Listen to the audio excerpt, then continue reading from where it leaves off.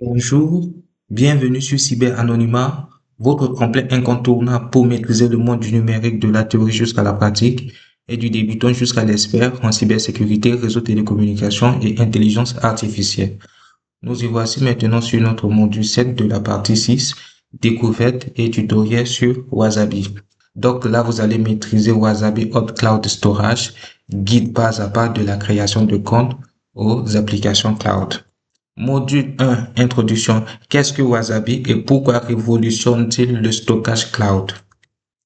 Voilà, on va répondre à cette question. Qu'est-ce que Wasabi Hot Cloud Storage? Wasabi Hot Cloud Storage est un stockage objet haute performance. Pourquoi? Parce que Wasabi propose un stockage cloud compatible S3 ultra rapide, raison pour laquelle on appelle Hot Cloud, conçu pour conserver toutes vos données chaudes et froides sans frais de hiérarchisation complexe. Avantage économique majeur. Contrairement aux hyperscalers traditionnels, Amazon, Azure, Wasabi ne facture pas les frais de téléchargement sortants, ni les appels d'API, garantissant un budget 80% moins cher et totalement prévisible. Les services populaires sur Wasabi. Donc sur Wasabi, voici les services populaires. On a les buckets qu'on appelle également seaux de stockage S3. Ce sont les équivalents de conteneurs logiques pour stocker des téraoctets de données, fichiers sauvegarde ou médias. On a la gestion des clés d'accès IAM qui permettent de générer des paires d'identifiants sécurisés pour connecter vos applications tierces. On a les politiques et immutabilité qui protègent les données contre les ransomware et les suppressions accidentelles en rendant les fichiers inaltérables. Et enfin, on a les partenariats de calcul qui sont des intégrations transparentes avec Vult, Scale Computing et des instances de calcul pour faire tourner vos machines virtuelles, vos bases de données et containers. Module 2, création de comptes et tableau de bord. Premier pas sur la console administration Wasabi. Voilà. Explorer le tableau de bord Wasabi. Voici, c'est comme ça que présente le tableau de bord Wasabi, vu d'ensemble en temps réel. Donc, le tableau de bord principal affiche l'utilisation active du stockage, des données supprimées et le nombre de sauts créés. On a la période d'essai. Vous disposez généralement d'un essai de 30 jours pour tester la plateforme sans engagement. Et enfin, on a la navigation latérale qui se trouve à gauche. Accéder rapidement aux sections clés, soit politique, clés d'accès et gestion des utilitaires ou de la sécurité. Module 3, stockage et machines virtuelles. Création d'un compte de stockage et couplage avec des machines virtuelles. Ok, créer un compte de stockage et machine virtuelle. Donc, étape numéro 1, on va créer un seau qu'on appelle bucket. Pour créer le seau, c'est simple. Il suffit seulement de cliquer sur le seau dans le menu, puis créer un seau. Choisissez un nom unique mondialement et sélectionnez la région géographique cible. 2. Déployer une machine virtuelle partenaire. Comment faire? Il faut associer votre stockage Wasabi à un fournisseur de calcul cloud partenaire. Exemple, on a Vultr pour lancer rapidement votre machine virtuelle Windows ou Linux. Et après, on a connexion S3 compatible. Donc là, vous allez configurer vos clés d'accès Wasabi dans votre machine virtuelle pour montrer le bucket en stockage primaire ou secondaire haute vitesse sans latence. Module 4, base de données et applications web. Donc ici, on va voir comment sur Wasabi, on peut faire l'hébergement de bases SQL et d'applications cloud. Donc, base de données SQL et applications web. Création d'une base de données SQL. Donc, sur votre instance de calcul associée, installez votre moteur SQL, utilisez Wasabi pour stocker automatiquement les sauvegardes de base de données et les DOM chiffrés à chaud. Déploiement d'une application web. Hébergez votre fichier statique, images et assets directement sur un bucket Wasabi, configurez un site web public ou connectez votre application web hébergée sur machine virtuelle pour récupérer vos flux de données avec un accès instantané. Module 5. Containers d'application et serverless function. Ici, vous allez apprendre comment déployer des containers et des fonctions sans serveur gratuitement. Voilà, conteneurs d'application et des fonctions serverless.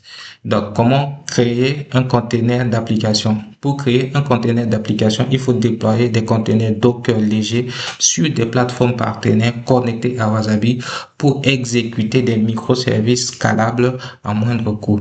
2. Créer une application de fonction serverless.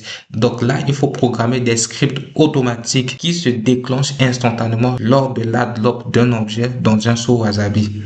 Et enfin, on a notre essai gratuit. Donc, profitez des crédits d'essai et des offres gratuites de découverte pour tester l'ensemble de ces architectures sans frais initiaux. Voilà. Donc, au niveau de récapitulatif des services Wasabi, voici, on a 4 services. On a les paquets, on a les clés d'accès, on a les machines virtuelles et on a les containers.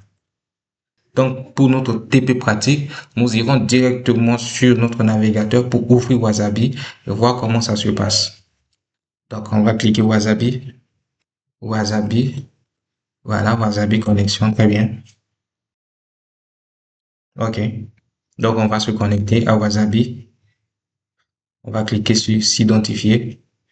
Donc, comme je vous ai dit, on est sur une identification multifacteur.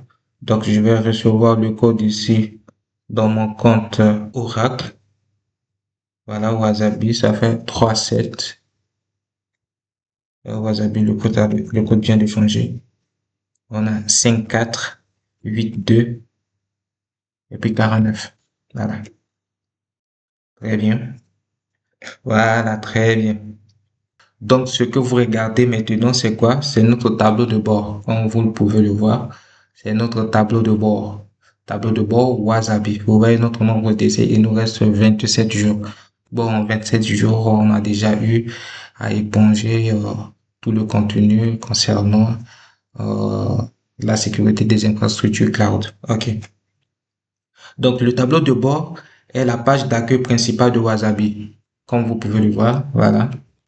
Oui, ce tableau de bord offre une vue d'ensemble visuelle et instantanée de l'état de votre compte cloud, de votre consommation de stockage et des limites de votre période d'essai. Est-ce que vous voyez? Vous voyez, non? Voilà. Donc, à quoi ça sert le tableau de bord? Le tableau de bord sert à surveiller d'un seul coup de si tout va bien, combien d'espace disque vous utilisez, combien de fichiers vous possédez et quand votre essai gratuit expire. Voilà. Voilà, c'est ça le but du tableau de bord. OK. Donc, comme vous pouvez le voir ici, là, on a stockage actif, 0 bit. Cela indique le volume des fichiers actuellement stockés et accessibles en temps réel sur le serveur. Voilà, et c'est clair. Et après, le stockage supprimé, c'est quoi? C'est une spécificité de Wasabi pour une protection contre la suppression accidentelle ou le ransomware. Donc, même si vous effacez un fichier, Wasabi le conserve pendant une période minimum de rétention qui est de 90 jours. Donc, vous voyez, OK. Et ici, vous avez total objet 0. Qu'est-ce que ça veut dire? C'est le nombre exact de fichiers. Quand on parle de fichiers, on veut parler de documents, images, vidéos hébergés dans l'ensemble de vos dossiers cloud. Et le nombre de paquets, comme vous pouvez le voir, le nombre de paquets, ça correspond au nombre de sauts de conteneurs ou de dossiers principaux créés. Donc, actuellement, on est à 0 paquet. Donc, ici, j'avais déjà supprimé un paquet que j'avais créé. Voilà. Et c'est clair. Voilà. Donc, après, on a notre menu latéral. Voici le menu latéral qui est à gauche. Donc, notre menu commence par menu, voilà. Et après, on a tableau de bord. Voici notre tableau de bord. Voilà. Et après tableau de bord, on a les buckets. On va cliquer sur bucket, vous allez voir. Est-ce que vous voyez? Voici, c'est ça notre bucket. Je répète encore. Le bucket, c'est le cœur de Wasabi. Un bucket est un conteneur virtuel, l'équivalent d'un disque dur virtuel ou d'un dossier racine géant dans lequel vous allez ranger tous vos fichiers. Donc ici, vous pouvez voir, on peut faire créer un bucket en cliquant ici ou bien en cliquant là. Bon, je vais créer, on va faire cyber anonymat, cyber anonymat. Voilà, cyber anonymat. Voici notre bucket qui est créé. On va choisir notre région. Donc, on va taper, voilà, Paris. Voilà. Donc, ici, ben, on va faire créer. Voilà. Vous voyez, notre bucket est créé avec succès. Voilà, on vient de créer notre bucket. Voici notre bucket est là. Est-ce que vous voyez? Voilà. Donc, dans le backend, qu'est-ce qu'on peut faire? On peut créer un dossier ou bien on peut télécharger les fichiers. Est-ce que vous voyez? On peut créer un dossier. C'est pour cette raison, on vous a dit que le backend, c'est quoi? Le backend, c'est le cœur de Wasabi et où on peut télécharger les fichiers depuis notre ordinateur. Est-ce que vous voyez? On fait parcourir et puis là, on télécharge directement le fichier depuis notre ordinateur. Donc, on répète encore, le backend, c'est le cœur de notre système Wasabi. Voilà, très bien. Voici, on a déjà parcouru les paquets. Donc là, on va garder ça pour notre prochain TP. Au niveau de stratégie, à quoi ça sert la stratégie?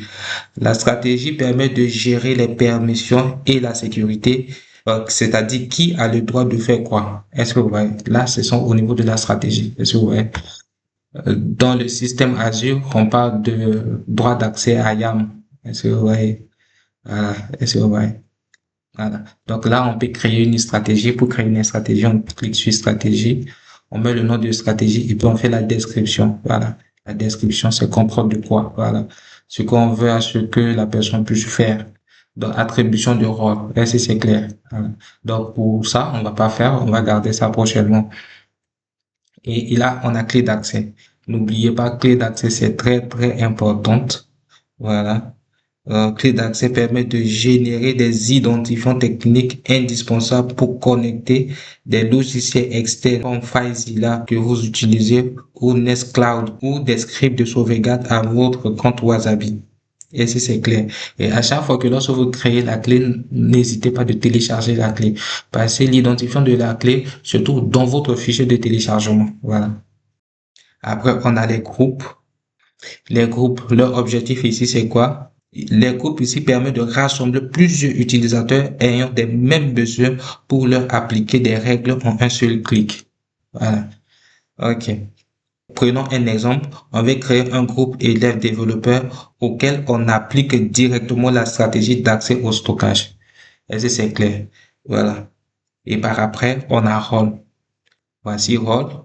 Rôle ici permet de définir des fonctions administratives ou opérationnelles prédéfinies. Voilà. Donc, si nous essayons de prendre un exemple ici, c'est quoi? Imaginez-vous, on veut assigner un rôle de lecture seul à un professeur correcteur qui n'a pas besoin de modifier des fichiers. Voilà, c'est ça qu'on parle de rôle ici. Et là, on a utilisateur. Voilà. Utilisateur, ici, le rôle des utilisateurs, ici, c'est quoi? C'est de créer des comptes individuels pour des personnes qui vont se connecter à la console Wasabi ou manipuler les services. Est-ce que c'est clair? Voilà. Après cela vient la sécurité. La sécurité avant tout. Voilà, c'est pas mauvais. OK. La sécurité ici permet de renforcer la protection du compte global. Comme vous pouvez le voir ici au niveau de la sécurité. Voilà. Comme vous pouvez le voir. On a réglage. Réglage, ce sont des paramètres généraux du compte. On a langue, fuseau horaire, information de contact. Comme vous pouvez le voir également. Voilà. Voilà. On a la facturation. Donc ici, ça vous permet de suivre les coûts d'utilisation de la période d'essai et enregistrer une carte bancaire. Est-ce que vous voyez? Voilà. Donc, retournons. Voilà, on retourne à la console. Et enfin, on a aide. Aide ici, ça permet de faire quoi? Ça permet d'accéder à la documentation officielle, au tutoriel de Wasabi et de contacter le support technique en cas de problème. Voilà, c'est ici que prend fin notre programme d'aujourd'hui.